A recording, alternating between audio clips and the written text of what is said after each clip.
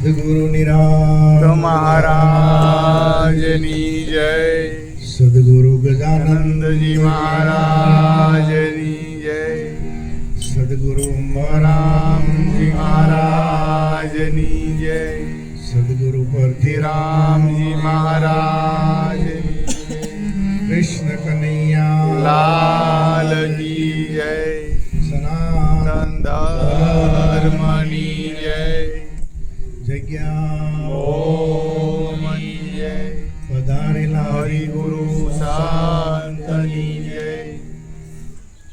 આજે આ સુંદર ને પાવન પ્રસંગ અમારે નરોત્તમભાઈ રૂપલબેન એમણે સંતોને ભક્તોને બોલાવી પોતાના આંગણે પોતે દર્શનનો લાભ લીધો ને લેવડાવ્યો.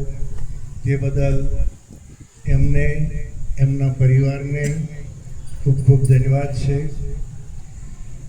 આજે પરમ પૂજ્ય બ્રહ્મનિષ્ઠ બ્રહ્મક્ષત્રિય એવા જેમની છત્રછાયામાં આપણે ગુરુમુખ વાણીનો લાભ લઈ રહ્યા છીએ એવા પરમ પૂજ્ય પરશુરામજી મહારાજ, અમારે ગુલાબદાસજી મહારાજ, સરદારસિંહજી મહારાજ, ભીખુરામજી મહારાજ, અમારે સમુબા મહારાજ, અમારે મંજીરામજી મહારાજ, સૌ સંતોને બોલાવી અને ખૂબ ગુરુ મહિમાનો લાભ લઈ રહ્યા છે અને પોતે પણ ગુરુ મહારાજની કૃપા એવી મેળવી છે કે 350 જેવા પદો પોતે લખ્યા છે પોતાની અનુભવવાળી.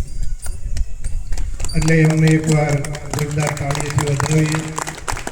કારણ કે આપણે એક ખાલી લોકગીત લખવું હોય તો એ લખી શકતા નથી. તો આજે સંતોની જે અનુભવ વાણી છે એ વાણીના જે શબ્દાર્થ કરવો એ બહુ અઘરી બાબત છે. મહાપુરુષો કહે છે કે જેમ એક માતા પુત્રને જન્મ આપે છે ત્યારે જે વેદના થાય છે એવી જ આ એક એક પદની રચના કરે, શબ્દ લખે ત્યારે આવું મહાપુરુષો એટલો અનુભવ કરીને લખતા હોય છે.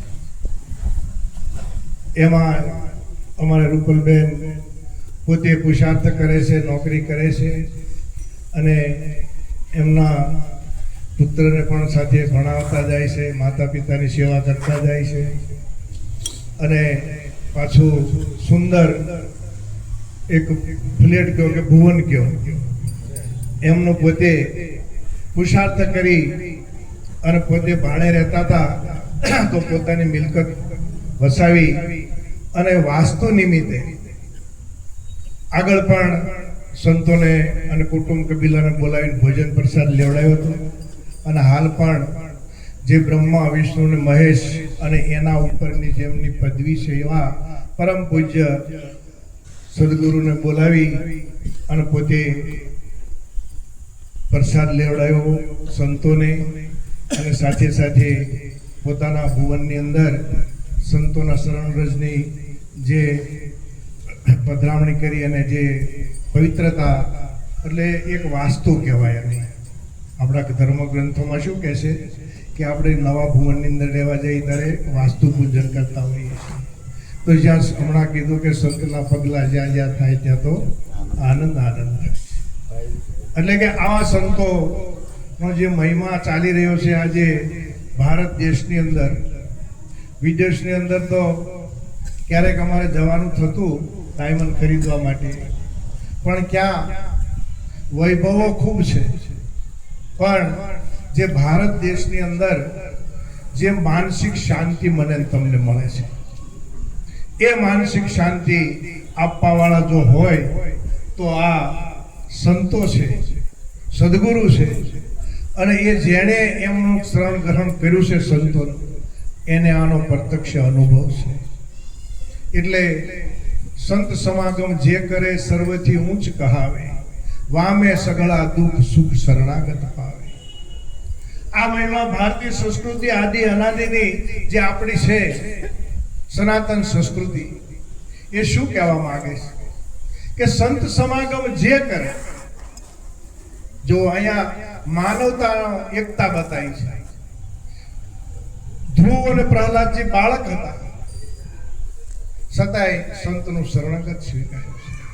અને કોઈ આ સંત સમાગમ કરવા માટે કોઈ આ શરીરની ઉંમરની જરૂર નથી કે આટલી ઉંમર હોય તો જ આપણે સંતને શરણે જઈ શકીએ.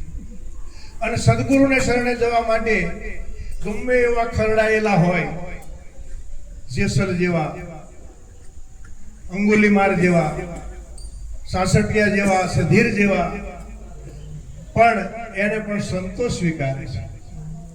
સદગુરુ ક્યારેય કહેતા નથી તું પાપી છો કે પુણ્યશાળી છો, તું સ્ત્રી છો કે પુરુષ છો.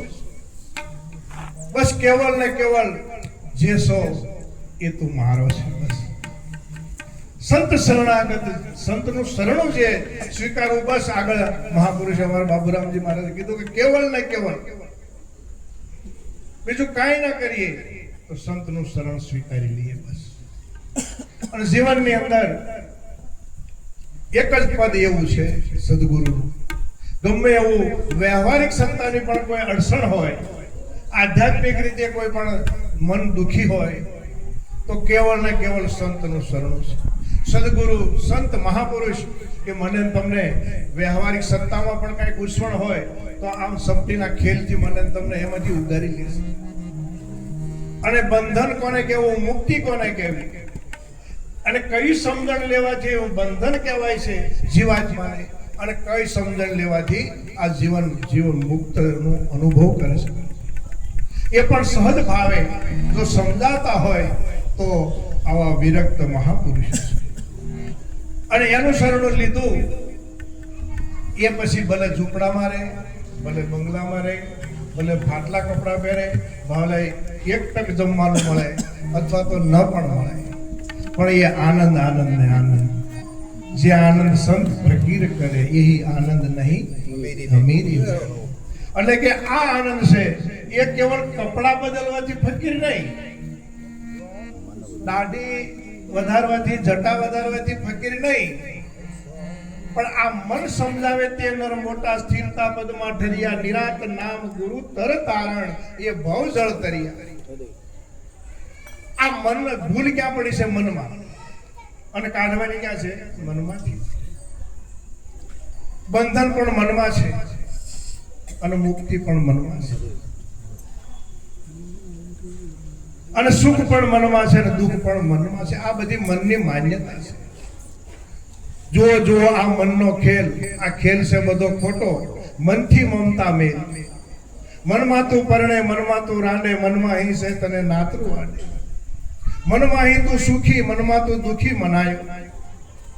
મનમાં અહીં છે તને બંધન અને મનમાં અહીં તું મુક્ત મનાયો. મનમાં અહીં છે તને જન્મ અને મનમાં અહીં છે તને મરણ. અને મનમાં અહીં તું સુખી ને મનમાં અહીં તું દુખી મનાયો. નરહરી અંબારામ શરણ તુને પાયો, તો આ મનનો ખેલ બધો ખોટો બતાયો. પણ એ ક્યારે?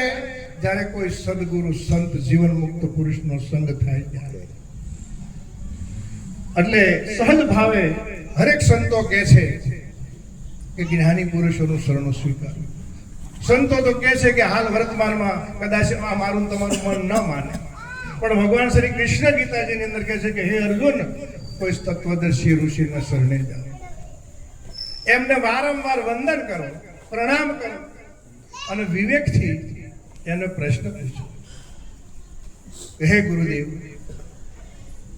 મને આટલી વાત સમજાતી નથી. તો કેટલી નથી સમજાતી? તો કે હું ક્યાંથી આવ્યો છું આ વાત મને સમજાતી નથી. અને કદાચ જન્મ થયો છે તો શા માટે થયો, અને એવી શું ભૂલ પડી છે, અને શું કારણથી આ જન્મ થયો છે એ મને સમજાતું નથી.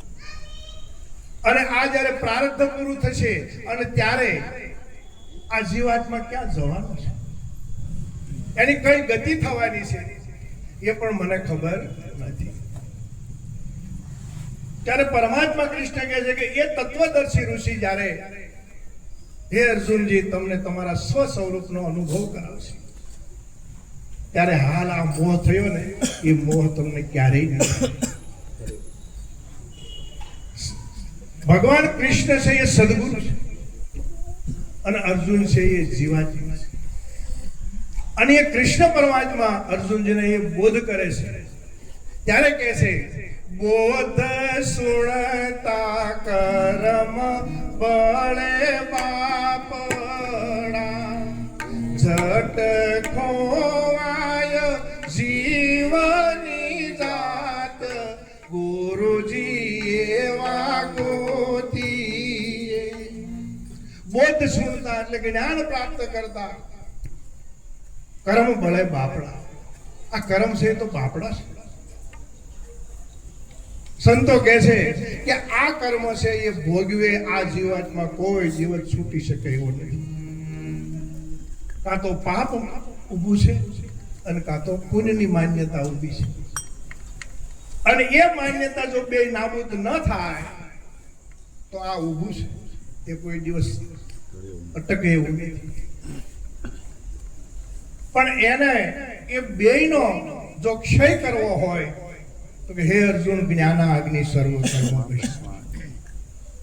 આ જ્ઞાન રૂપી અગ્નિ એક એવો છે કે આ જીવાત્માના આ જન્મ પૂર્વ જન્મના સંપૂર્ણ કર્મો જે કાંઈ છે એ બધા બાળીને ભસ્મભૂત કરી દે છે અને એવું તત્વ છે એ તત્વ એ આવા મહાપુરુષો હાલ વર્તમાનમાં મને તમને જેમ સિસોડો ચાલે છે અને શેરડી આ બાજુથી નાખીએ છીએ આપણે અને આગળ જાય તો એને આપણે શેરડી કહેતા નથી એને ચોતા કહીએ છીએ અને કદાચ એ શેરડીનો હાંઠો અડધો આ બાજુ ગયો ને અડધો આ બાજુ છે તો આ બાજુ શેરડીનો હાંઠો કહીએ છીએ પણ આ બાજુ ચોતા કહીએ છીએ એમ જ્યારે સદગુરુ શરણમાં સહજતા જ્યારે સદગુરુને શરણે જઈએ ત્યારે જન્મ વાળો હોય મરણ વાળો હોય જાતિ વાળો હોય સ્ત્રી હોય પુરુષ હોય વૃદ્ધ હોય બાળક હોય બધું હોય પાપી હોય પુણ્યશાળી હોય પણ જેવું જ્ઞાન રૂપી શિસોડામાંથી નીકળી જાય એટલે તરત જ એ મીઠું મીઠું ને એમાંથી સાર નીકળે છે શેરડીમાંથી સાર કાઢ્યો સાકર પડ્યું નામ એ નામ અમે નિશ્ચય કર્યું એ જ અમારો રામ છે એટલે એ સુંદર અમૃત છે એક વાણી બોલીને પછી વાણીને વિરામ આપશું આપણે બાપુને સાંભળવા છે એ સંત મળે તો મહાસુખ